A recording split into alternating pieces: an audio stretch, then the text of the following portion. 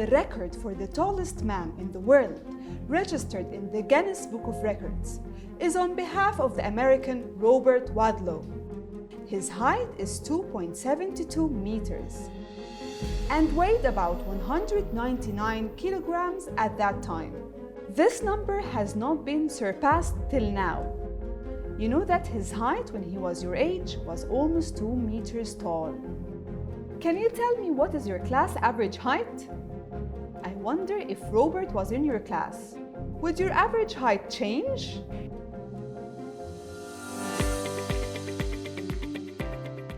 Do you know that the record for the tallest man in the world registered in the Guinness Book of Records is on behalf of the American Robert Wadlow? He was 2.72 meters long and weighed about 199 kilograms at that time. This number hasn't been surpassed till now. Well, you know that his height when he was in primary 6, like you, was almost 2 meters? Can you tell me what is your average height in your class? I wonder if Robert was with you in class, would your average height change or not? Hello, my primary 6 students, in a new math lesson in Unit 7. It's Lesson 3 titled Analyzing Mean, Median, Mode, and Outliers. We will learn how outliers and the shape of a graph help to determine the best measures of center, whether it's the mean or the median. But what is the condition that determine whether the mean or the median is a better measure of center, or there is no preference between them since the two values are measures of center? In the activity siblings in axis, you wonder how many siblings you have. Let's get started.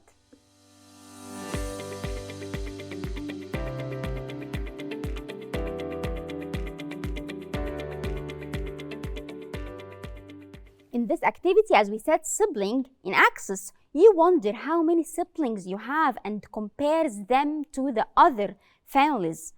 So you ask your classmates how many siblings they have. You record the data and start to calculate the mean. Most of the values are between 0 and 2, but one student has 9 siblings. So the question is, do you think the data in your class would be similar? I expect different answers to this question actually, because according to every class and every region, you find the number of siblings in class, the majority of which have 2 siblings, and in another class you may find the majority have 3 siblings, and so on. This makes me ask, how shall we find the mean for this data? When I asked this question to your colleagues, this was the answer of one of them. To find the mean, I will use the formula where I add the data and divide the sum by their numbers. This is actually one of the ways we calculate the mean.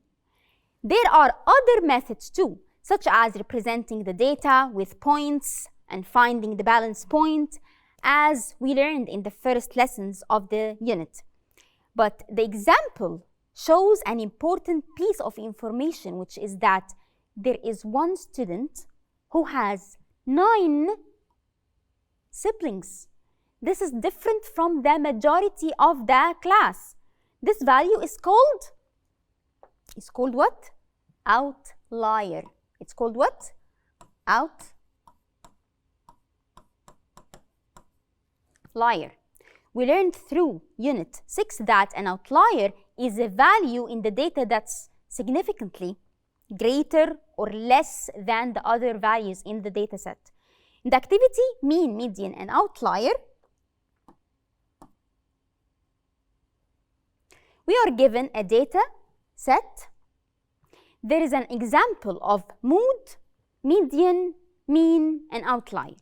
Using a set of data, we want to explore these values through observation.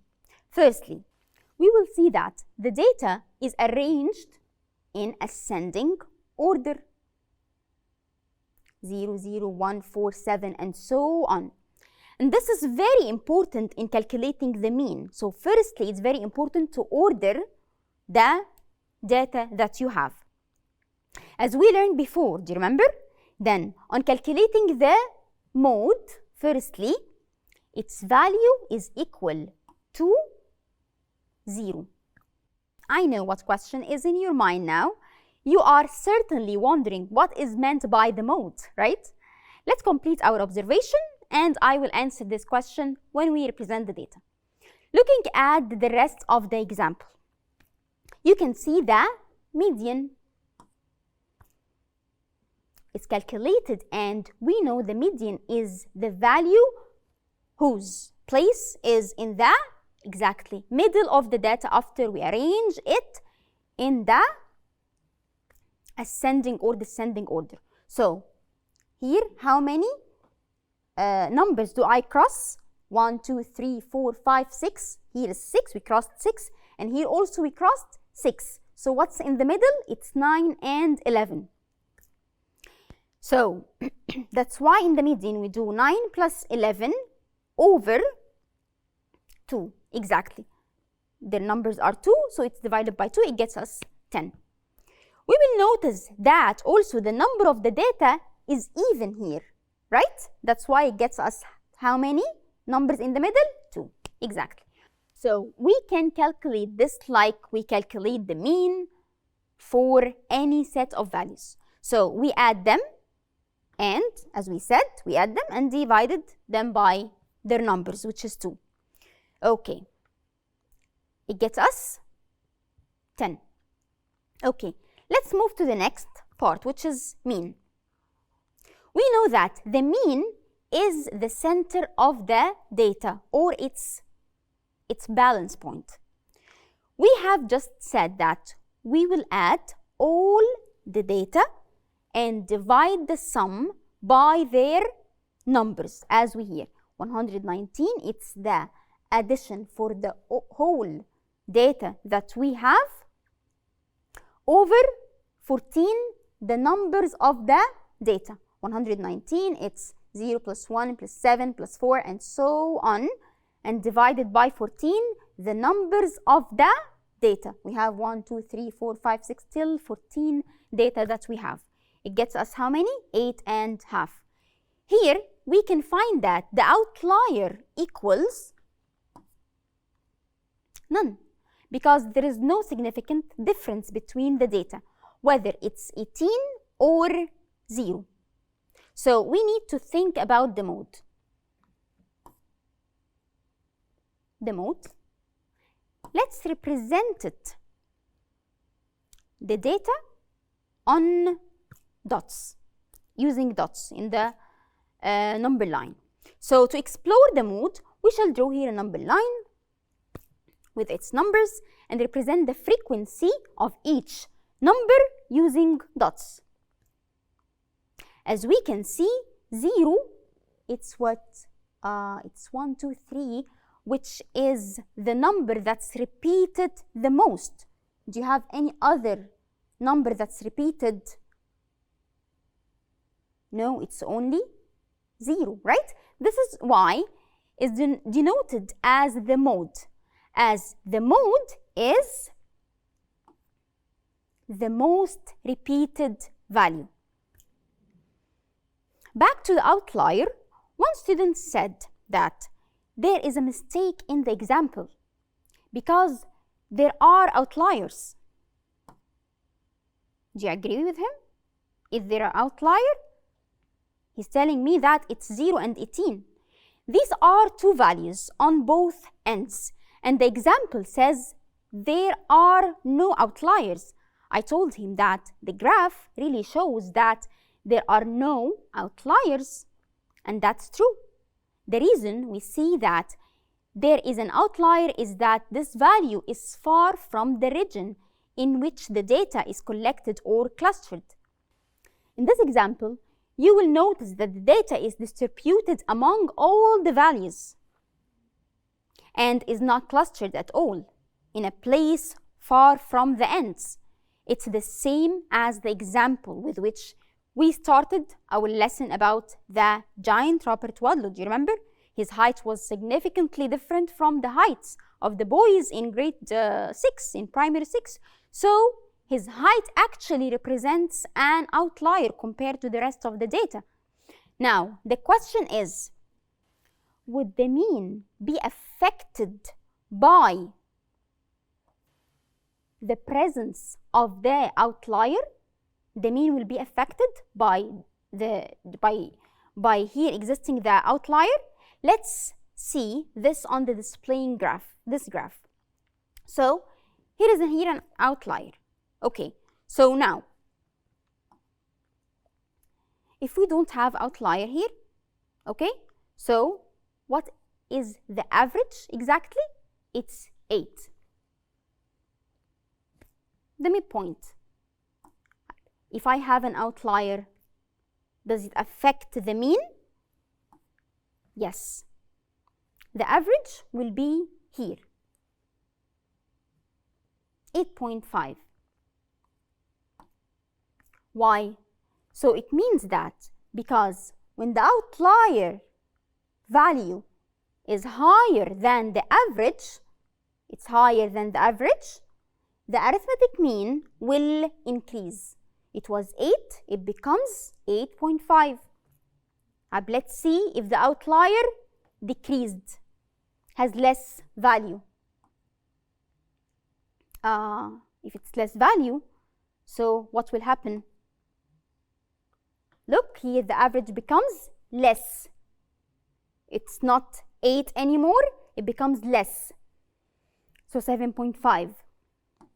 So it means that with an outlier with a value smaller than the average, the arithmetic mean will decrease. Now, I'll give you time to think about the question that says, how does the outlier affect the mean? And we will know the answer when we get back.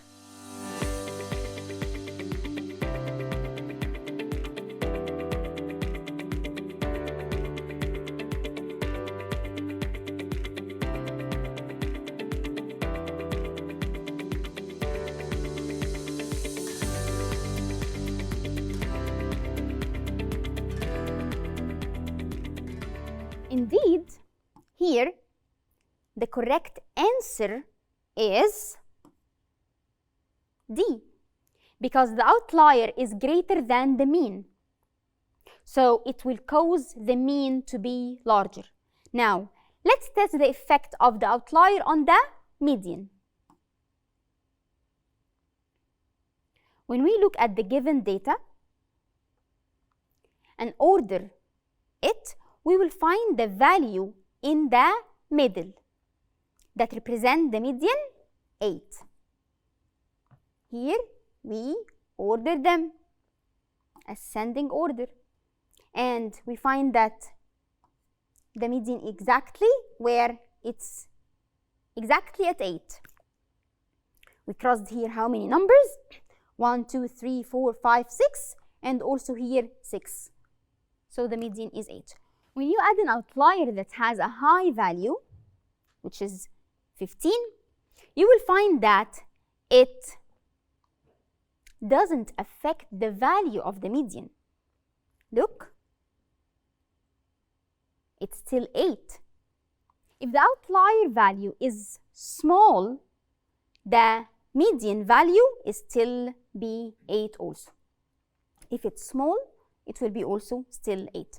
After we have the effect of the outlier on the mean and how it changes its value, but it doesn't affect the median, let's see the activity which measure the center.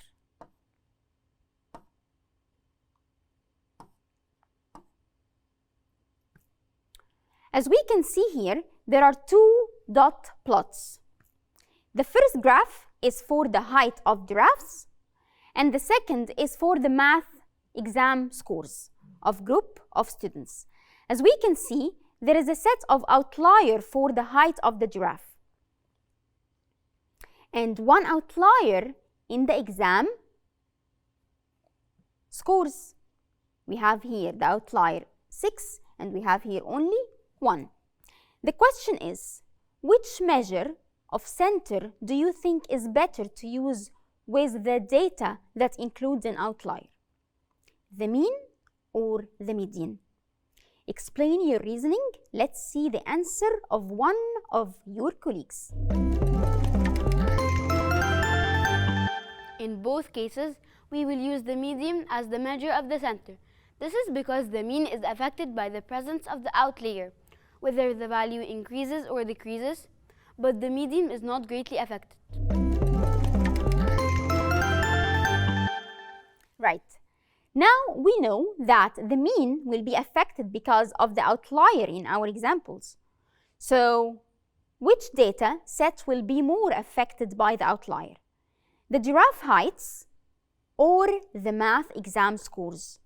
From the observation of the representation, we will find that the outlier in the giraffe data set represent 6 giraffes. 1, 2, 3, 4, 5, 6. So its effect will definitely be greater on the mean, because when we calculate the mean, we add all of these values. The effect of the sum of 6 values will certainly be more than 1 value, which is in the math exam score, right? So, does it make sense that there will be outliers? This is the next question in the activity. Why are there outliers?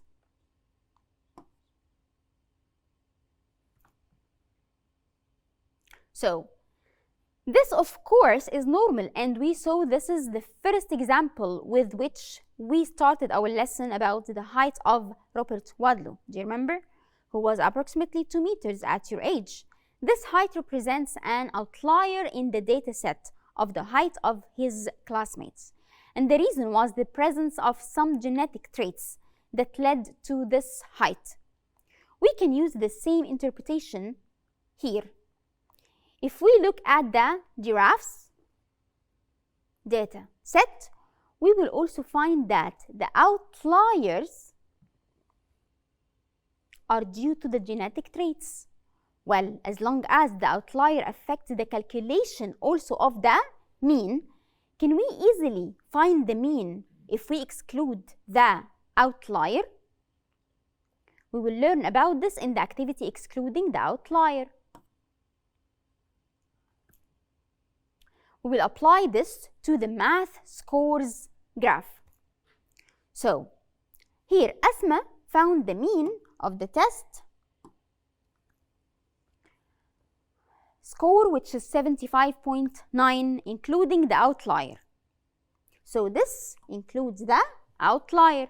The sum of the data was 4,100. And there are 54 pieces of data. We have 54 pieces of data. She said it was easy to figure out what the mean would be if she excluded the outlier. We are asked to explain an easy way to find the mean without the outlier. When we solve the problem, we can exclude the outlier by subtracting it from the sum, which is 4,100. We know from the graph that the outlier is how many? 25. So the sum will be, if we do 4,100 subtracted from 25, it gets us how many? 4,075. To calculate the mean, I should divide by the number of the values, which is how many? Exactly, which is 4,075 over the 54. But we keep in mind that we have deducted one outlier only. So the number of values become exactly 53, right? So we will write here instead 53. We will divide the sum, 4,075 divided by 53. The result will approximately be 75.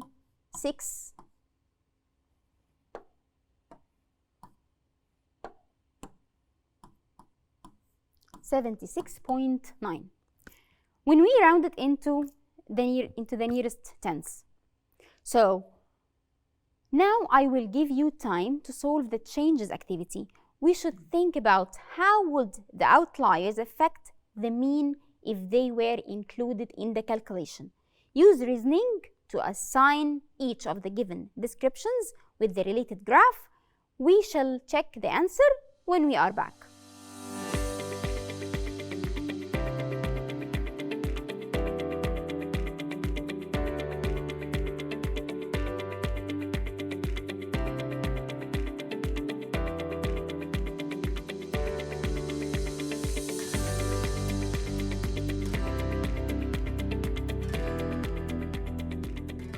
So let's check your answer in the first graph. The mean decreases because the outlier is less. It's less, right? Than the average. So its mean decreases here, okay? Let's move to the next graph. In the second graph here, the mean stays the same. One here and one here, the same, because the two outlier peaks are balanced. They are balanced, both of them. One here and one here. In the third, so it's also how many, what? It's exactly mean stays the same.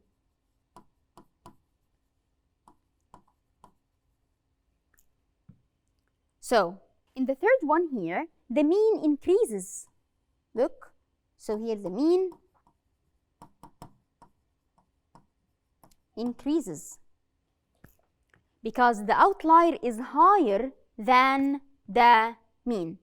After we learned about the effect of extreme values on both the arithmetic mean and the median, let's work together to determine the best measure of central tendency that we can use with each chart in mean or median activity.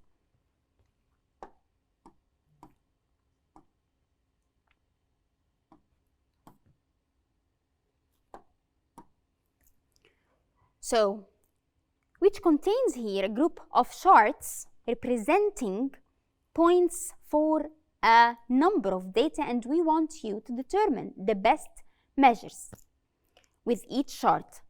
I'll give you time to think and determine the appropriate scale, and we will discuss it again together.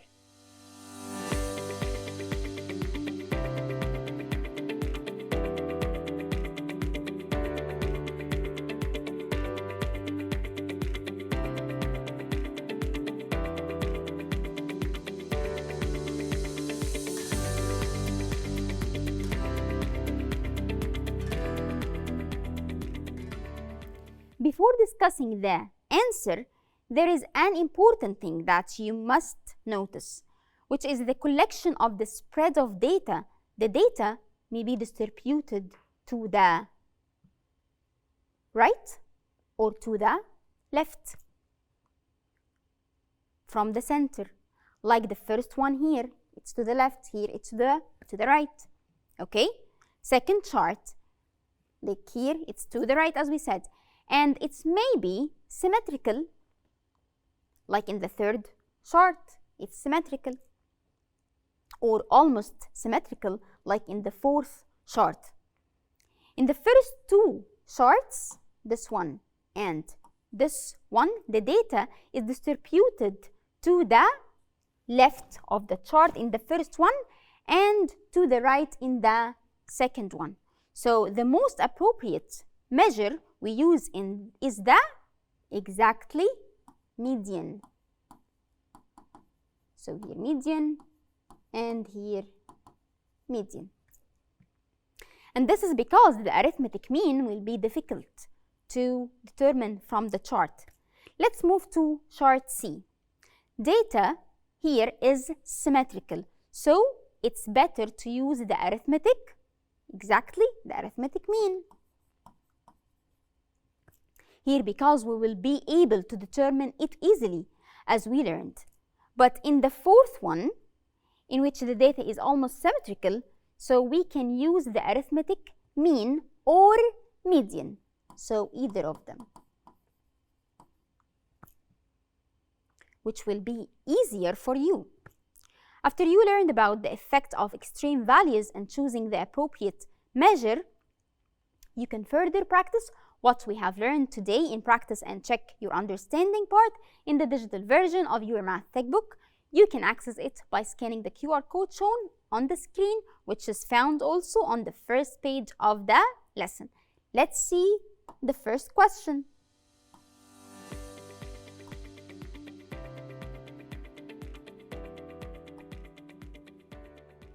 So let's start with the first question. Here we have set of data in this table and we need to know which statement about the mean and the median of data show above is true. So we need to find the mean and the median. So let's firstly find the median. Before finding the median, we need to do what exactly? Arrange the number that we have. We're going to arrange it ascendingly. Okay, so firstly we have 1, then 2. How many 2 do we have? 1, 2, 3, 4. 1, 2, 3, 4. Then we have 3 after that. How many 3 do we have? 1, 2, 3. So 1, 2, and 3. Then after that 4. 1, 2. So only we have 2 fourth. And then after that 5. 1, 2. So 5 and 5. After that we have what? 6. How many 6 do we have? It's only 1. And then we have 7. To make sure from the number that we wrote how many exactly, we are going to count these and these. 1, 2, 3, 4, 5, 6, 7, 8, 9, 10, 11, 12, 13, 14 set of data. So 1, 2, 3, 4, 5, 6, 7, 8, 9, 10, 11, 12, 13, 14. Second step, we're going to do what exactly? We're going to cross 1 from the end and 1 from the beginning. So 1 here and 1 here, 1 here and 1 here, 1 here and 1 here, and 1 here, 1 here and 1 here, 1 here and 1 here. So the median is what? It's 3. When you do 3 plus 3 divided by 2, it gets you 3. So we have here the median equals 3. Let's see the mean.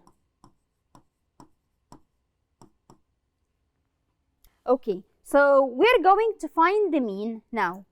How do we find the mean exactly? We're going to add all of these data. It gets you how many? 49 over the number of the value. How many? Exactly, it's 14. It gets you 3.5. So we have the mean 3.5 and the median is 3. So it's the first one. And this was the last activity in our lesson today, in which we learned how extreme values and the shape of the graph helps us determine the best measure of the center, if it is arithmetic mean or the median. See you in the next episode. Thank you and goodbye.